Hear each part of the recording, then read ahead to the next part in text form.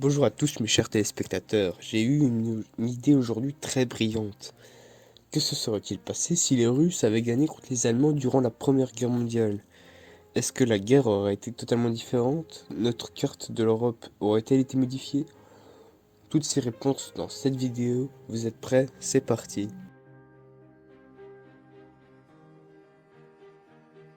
La Russie entre en guerre le 30 juin 1914 suite à la déclaration de la guerre de l'Autriche-Hongrie à un de ses plus proches alliés, la Serbie.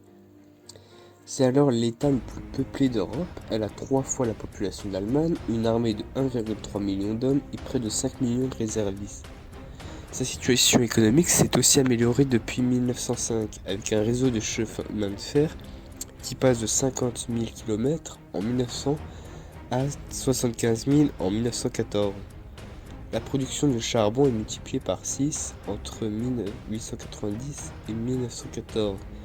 Produisant au final 36 millions de tonnes en 1914. Sa production de pétrole est la deuxième au monde. Cependant, sa puissance repose sur des bases fragiles. Sa production est un quatrième au monde, surpassant celle de la France et de l'Autriche-Hongrie, mais étant loin derrière celle des 3 premiers, les USA, le Royaume-Uni, l'Allemagne. De plus, elle se finance grâce à des emprunts d'État, notamment en France, ses productions industrielles de plus appartiennent à des groupes étrangers, donc l'État ne profite absolument pas de cet essor. Malgré cet essor industriel, la Russie est encore très paysanne, si je puis dire ainsi. Le pays emploie en effet encore 80% de sa population active dans les champs. Sa productivité est faible, à peine celle du tiers par rapport au Royaume-Uni en ce qui concerne la production de blé. Le pays souffre encore de famine, comme en 1891.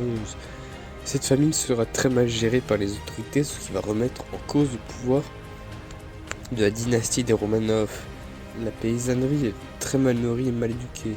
Le prélèvement fiscal est parmi les plus hauts.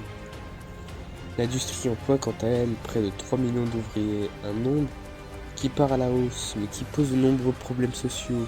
Les ouvriers sont mal logés dans des villes insalubres. L'État n'en a pas grand-chose à cirer de ces problèmes. Le gouvernement du tsar est extrêmement pro-militaire et dépense 970 millions de roubles pour l'armée contre seulement 154 millions pour l'éducation et la santé. Seulement 30% de la population sait lire et écrire, le nombre d'étudiants est ainsi l'un des plus faibles, malgré une hausse.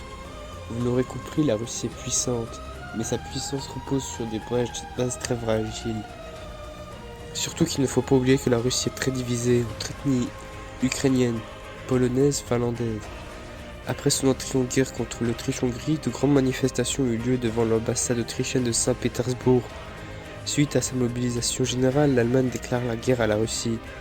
Des émeutes ont alors lieu et l'ambassade d'Allemagne est saccagée par la population russe très anti-germanique. En 1914,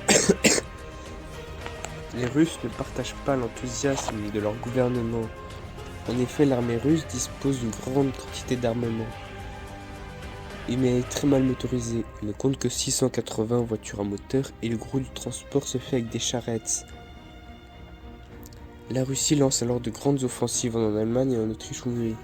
Elle y envoie notamment 2 armées en Allemagne, mais mal coordonnées, elles se feront tailler en pièces par le général Ludendorff à la bataille de Tannenberg.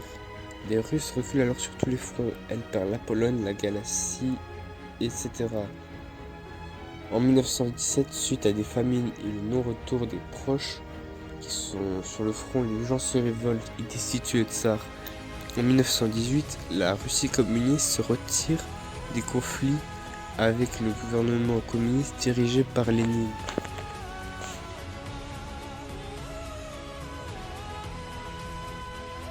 Et maintenant, faisons un grand effort d'imagination. La Russie réforme son armée en 1906. Forme des généraux compétents, le tsar est plus ouvert à la démocratie. Bref, elle fait tout pour avoir une armée compétente, une économie à la pointe et une grande démocratie.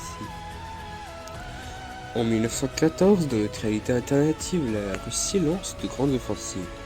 Elle écrase les armées autrichiennes puis les armées allemandes. Elle maîtrise le ciel et arrive à abattre les plein de l'armée allemande. La bataille de Tannenberg est ainsi gagnée dans cette réalité par les Russes qui disposent alors d'une artillerie colossale.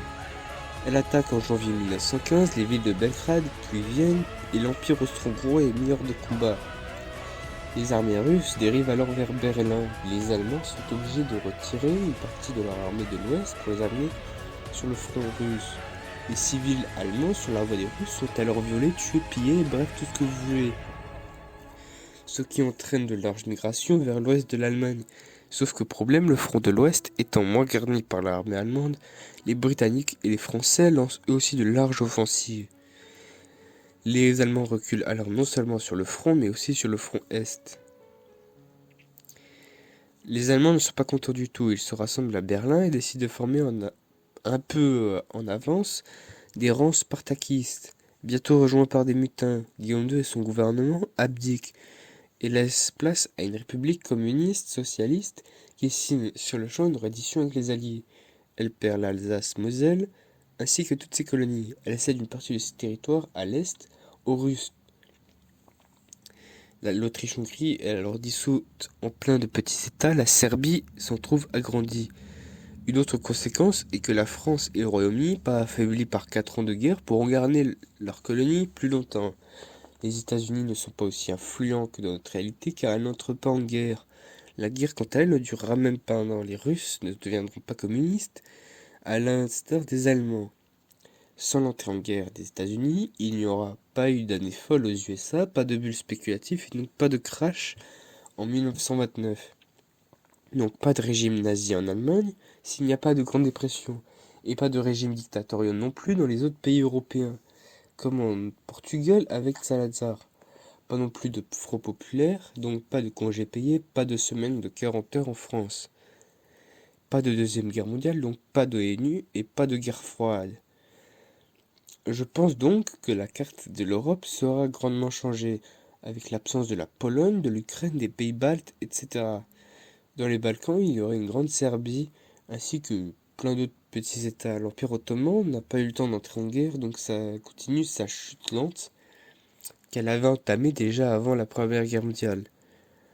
La vidéo est maintenant terminée. Si vous l'avez appréciée, laissez un j'aime, abonnez-vous à la chaîne et moi je vous dis à la prochaine.